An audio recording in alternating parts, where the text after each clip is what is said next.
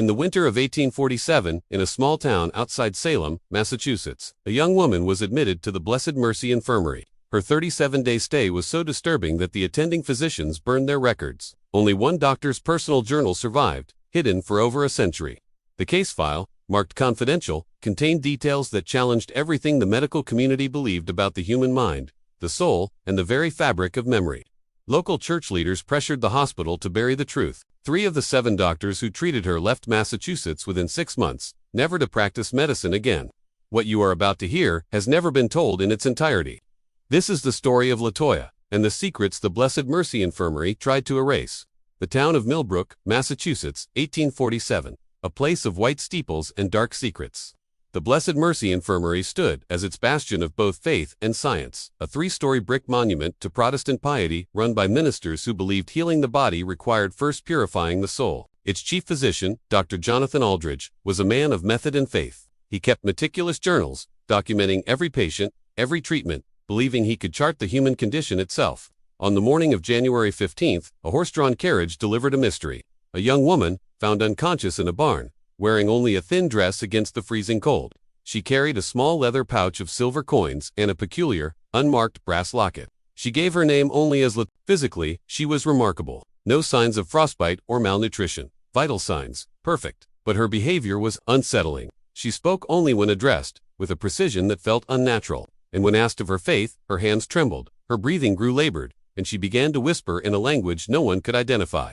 Dr. Marcus Brennan, the hospital's linguist, noted it wasn't Latin. It was a fluid mix of dialects, possibly African or Caribbean. Yet, when questioned, she claimed no knowledge of speaking anything but English. The first night, the reports began.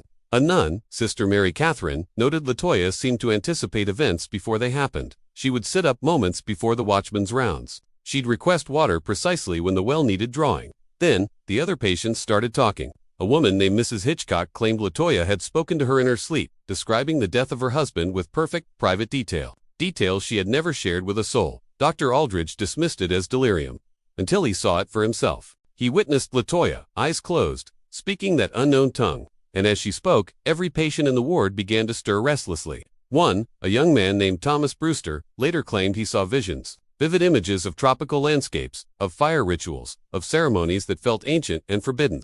He awoke crying, without knowing why. Dr. Aldridge wrote in his journal, "The patient exhibits behaviors that challenge our understanding.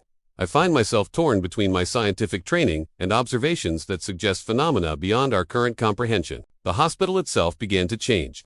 The troublesome coal furnaces suddenly held a steady temperature. The chronic rat problem vanished. The routines of the staff seemed to flow with an unnatural smoothness.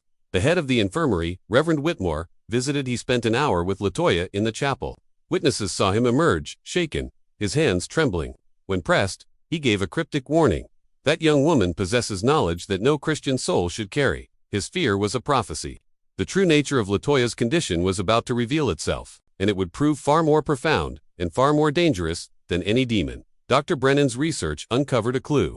A record of a slave ship, the Esperanza, wrecked off the coast in 1823. Among the survivors was a young girl, approximately 4 years old, described as speaking in unknown tongues. Her name was LaToya. The math was impossible. If this was the same girl, she would be 28. Their patient appeared no older than 22. When Dr. Aldridge mentioned the ship, LaToya's reaction was volcanic. She wept, clutching her locket, and began to speak of fragmented memories. A ship and violent seas. The smell of death, the sound of chains. A house where people tried to wash away what I was. The woods, where she lived with those who remembered the old ways. Then, the confession. "I don't age as others do," she whispered.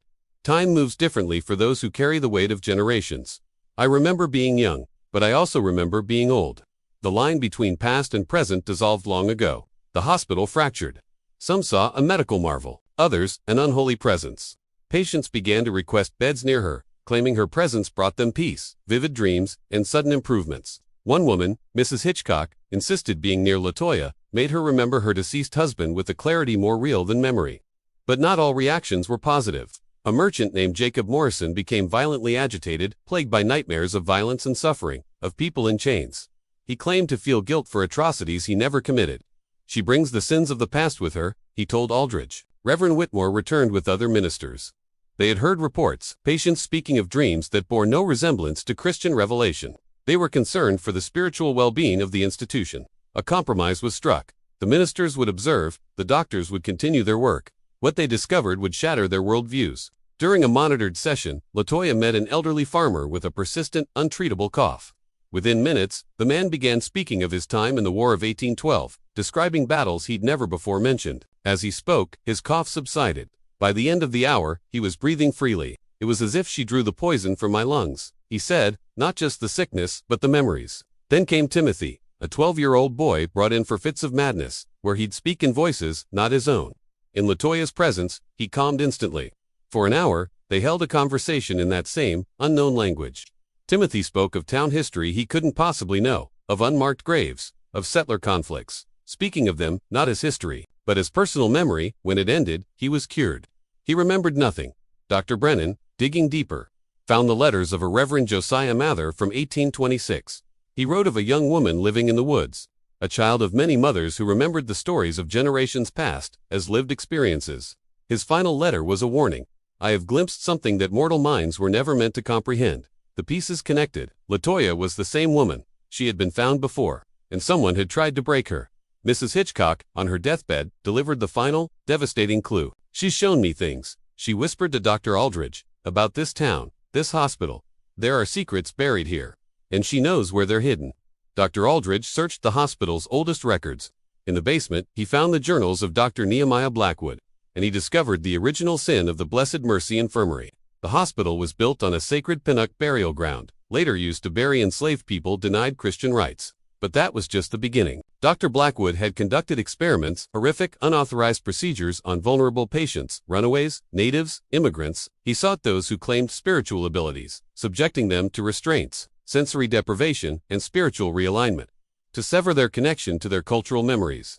His primary subject, a young woman from the woods, Latoya. His journals revealed he had failed. In his final entries, the boundaries of his own mind began to blur. He dreamt his patients' memories. He heard their voices. He wrote, I fear that in my attempts to eliminate her unnatural abilities, I have somehow become infected by them. He didn't die of a heart attack. He committed suicide, unable to bear the weight of the ancestral guilt Latoya had shown him. She wasn't a patient. She was a survivor, a living repository of historical trauma, subjected to torture designed to erase her, who had instead absorbed the memories of everyone who had suffered on that land. Confronted with this truth, Dr. Aldridge made a decision. He gathered staff, ministers, and patients in the chapel. He let Latoya speak. She stood before them, no longer a patient, but a sovereign presence. I am not one person, she said. I am the keeper of memories that others have chosen to forget. I carry the voices of those who died without being heard. She spoke of the bones beneath the foundation, of Dr. Blackwood's atrocities, and as she spoke, the patients in the chapel began to speak with her. They recited the names of the forgotten dead. They described the sacred burial grounds. They gave testimony for the silenced. It was a mass awakening, a healing. Mrs. Hitchcock's pneumonia vanished. Timothy's madness never returned. The hospital was, for the first time, truly at peace. But the outside world was not ready for this truth. Town officials, fearing scandal and whispers of heathen practices, pressured the hospital to silence the story. Latoya understood. On March 1, 1847, she simply disappeared. Her bed was empty. She left behind only the brass locket on the chapel altar. Dr. Aldridge spent his life implementing her lessons in secret, becoming a pioneer of holistic medicine. He believed she was part of a network of such individuals, living bridges to the past. The official record was scrubbed clean, but the truth, like the memories Latoya carried, refused to stay buried. Her case remains a terrifying testament to the price of forgetting, and the power of a truth that cannot be killed.